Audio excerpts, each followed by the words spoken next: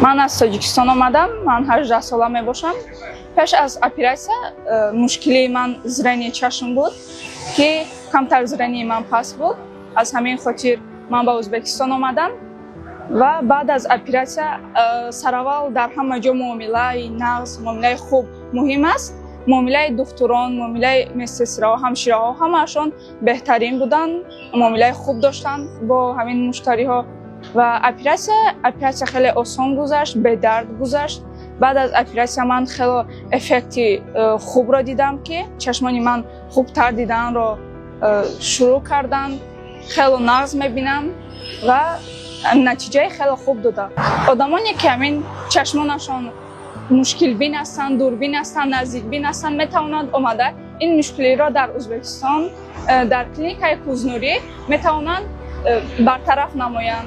من سراول میخواهم همین سپاس خود را به دکتر حکمت‌الله و دکتر معروف رسانم که بهترین دکتران بودند در اینجا، معامله خیلی خوب داشتند و اپراسیای من را هم خیلی خوب گذراندند و من به شما هم همین کلینیک را توصیه میدیم که آمده مشکلی خود را برطرف نمایند و خیلی سپاسگزارم از این بلنسه و از دکترانشان، از همشیره های خیلی نغزشان.